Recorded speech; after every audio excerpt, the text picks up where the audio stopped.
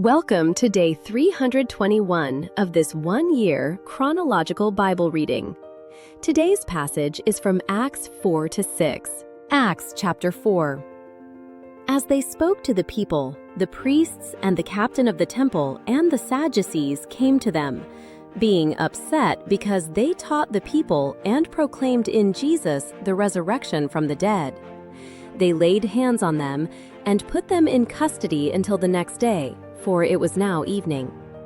But many of those who heard the word believed, and the number of the men came to be about 5,000.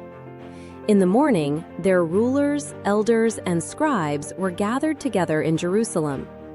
Annas the high priest was there, with Caiaphas, John, Alexander, and as many as were relatives of the high priest. When they had stood Peter and John in the middle of them, they inquired, "By what power or in what name have you done this?" Then Peter, filled with the Holy Spirit, said to them, "You rulers of the people and elders of Israel, if we are examined today concerning a good deed done to a crippled man, by what means this man has been healed, may it be known to you all, and to all the people of Israel, that in the name of Jesus Christ of Nazareth, whom you crucified, whom God raised from the dead, this man stands here before you whole in him. He is the stone which was regarded as worthless by you, the builders, which has become the head of the corner. There is salvation in no one else, for there is no other name under heaven that is given among men by which we must be saved." Now when they saw the boldness of Peter and John, and had perceived that they were unlearned and ignorant men, they marveled. They recognized that they had been with Jesus.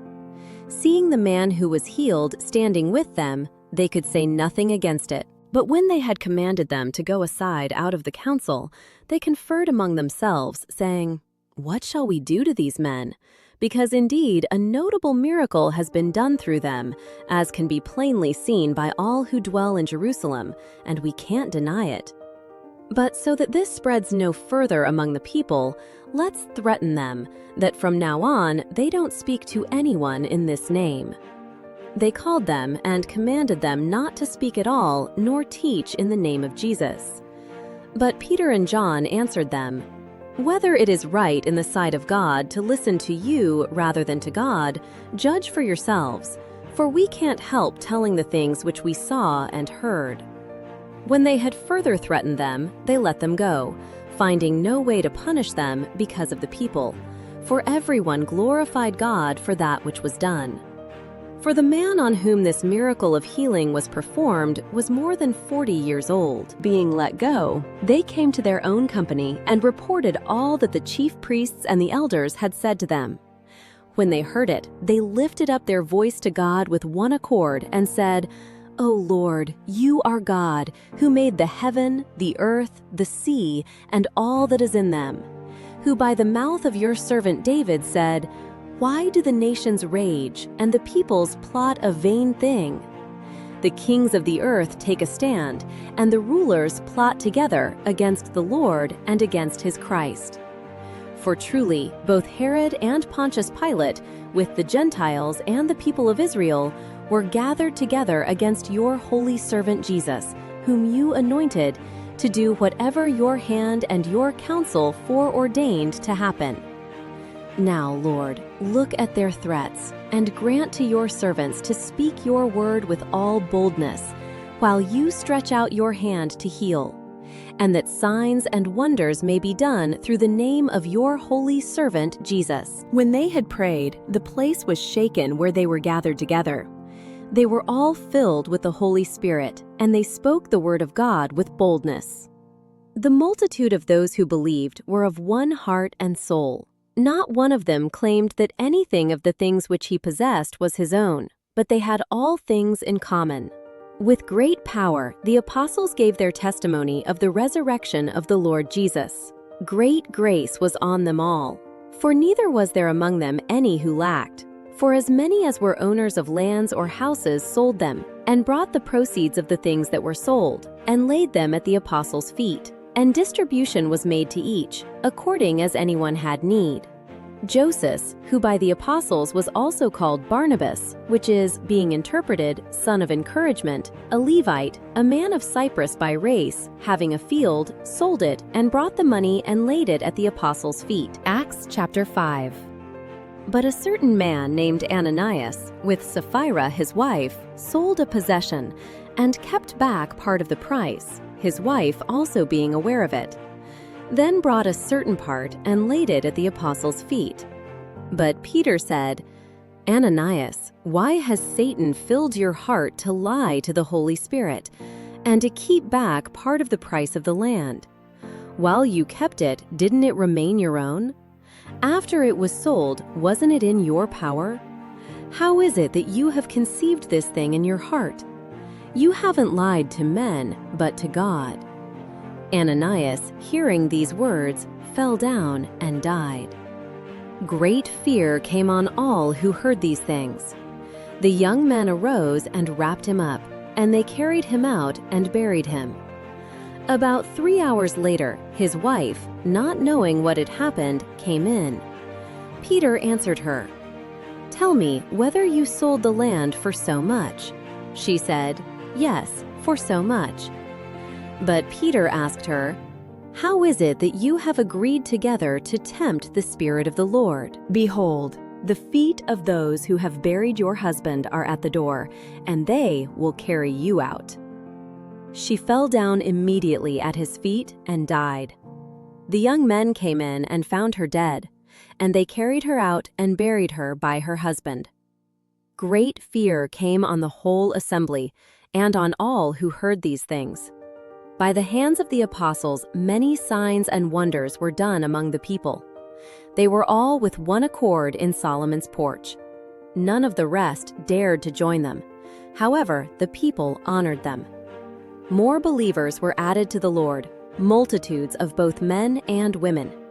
They even carried out the sick into the streets and laid them on cots and mattresses, so that as Peter came by, at least his shadow might overshadow some of them.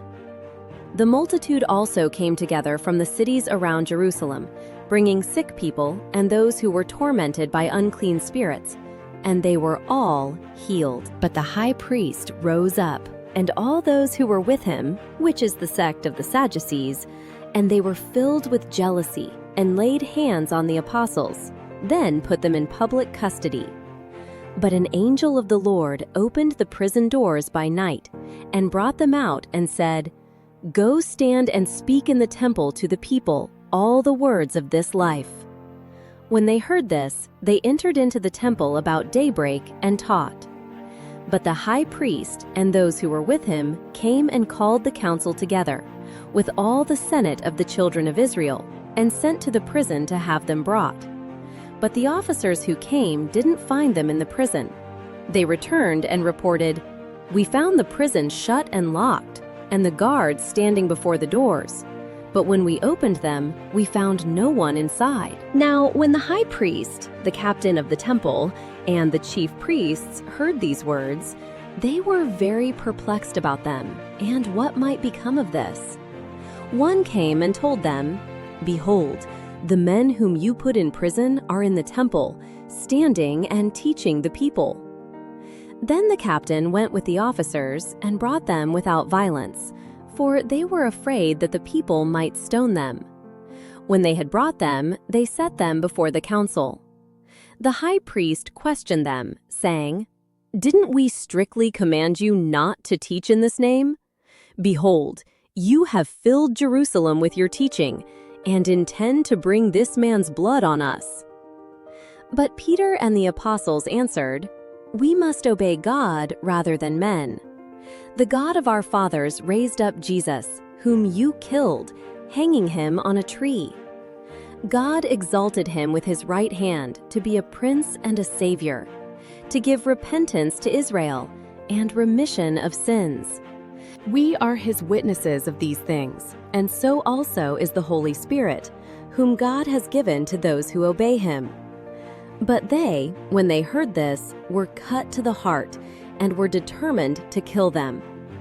But one stood up in the council, a Pharisee named Gamaliel, a teacher of the law, honored by all the people. and commanded to put the apostles out for a little while. He said to them, "You men of Israel, be careful concerning these men, what you are about to do. For before these days, Theudas rose up, making himself out to be somebody, to whom a number of men, about 400, joined themselves. He was slain, and all, as many as obeyed him, were dispersed and came to nothing. After this man, Judas of Galilee rose up in the days of the enrollment, and drew away some people after him. He also perished, and all, as many as obeyed him, were scattered abroad. Now I tell you, withdraw from these men and leave them alone. For if this counsel or this work is of men, it will be overthrown. But if it is of God, you will not be able to overthrow it, and you would be found even to be fighting against God." They agreed with him. Summoning the apostles, they beat them and commanded them not to speak in the name of Jesus, and let them go. They therefore departed from the presence of the council, rejoicing that they were counted worthy to suffer dishonor for Jesus' name. Every day, in the temple and at home, they never stopped teaching and preaching Jesus the Christ. Acts chapter 6. Now in those days, when the number of the disciples was multiplying, a complaint arose from the Hellenists against the Hebrews, because their widows were neglected in the daily service. The 12 summoned the multitude of the disciples and said, "It is not appropriate for us to forsake the word of God and serve tables. Therefore, select from among you, brothers, 7 men of good report, full of the Holy Spirit and of wisdom, whom we may appoint over this business. But we will continue steadfastly in prayer and in the ministry of the word." These words pleased the whole multitude. They chose Stephen, a man full of faith and of the Holy Spirit, Philip, Prochorus, Nicanor, Timon, Parmenas, and Nicolaus, a proselyte of Antioch, whom they set before the apostles. When they had prayed, they laid their hands on them. The word of God increased, and the number of the disciples greatly multiplied in Jerusalem. A great company of the priests were obedient to the faith. Stephen, full of faith and power, performed great wonders and signs among the people. But some of those who were of the synagogue called the Libertines, and of the Cyrenians, of the Alexandrians, and of those of Cilicia and Asia arose, disputing with Stephen. They weren't able to withstand the wisdom and the spirit by which he spoke. Then they secretly induced men to say, "We have heard him speak blasphemous words against Moses and God." They stirred up the people, the elders and the scribes, and came against him and seized him, then brought him into the council, and set up false witnesses who said, "This man never stopped speaking blasphemous words against this holy place and the law. For we have heard him say that this Jesus of Nazareth will destroy this place, and will change the customs which Moses delivered to us." All who sat in the council, fastening their eyes on him, saw his face like it was the face of an angel. Thank you for joining. If you have been blessed by this, please like, subscribe, and share this joy with others. God bless.